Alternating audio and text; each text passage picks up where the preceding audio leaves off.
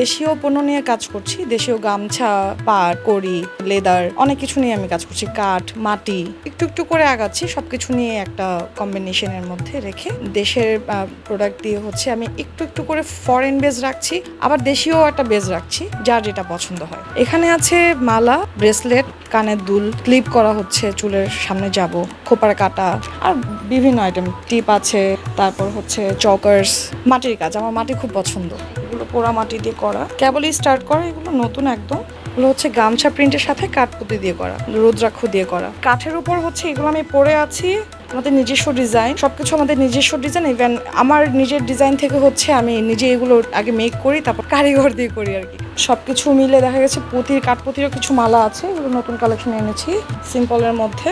এই তো আপু, জাস্ট কেবল 1.5 বছর স্টার্ট করা।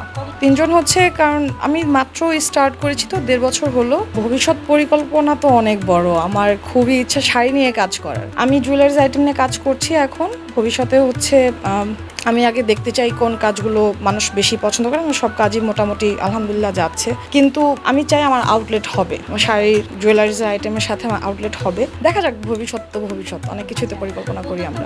উদ্যোক্তা ভূমির সাথে যুক্ত হলাম, তারা হচ্ছে গত বছর শীতের হাওয়াতে ছিল, তো শীতের হাওয়া শরৎ হাওয়া গত বছর ছিল, তো এটা তো দ্বিতীয় সিজন, ওইটাতে আমি এইভাবে গিয়েছিলাম দেখতে যে কেমন করছে, কি আসবে, কিন্তু তাদের যে অর্গানাইজেশন খুব সুন্দর দেখার পর আমি উদ্যোক্তা ভূমি গ্রুপে অ্যাড হলাম, গ্রুপ মেম্বার হলাম, মেম্বার হয়ে তারপর দাদার সাথে কাজ করার সুযোগ পাওয়া।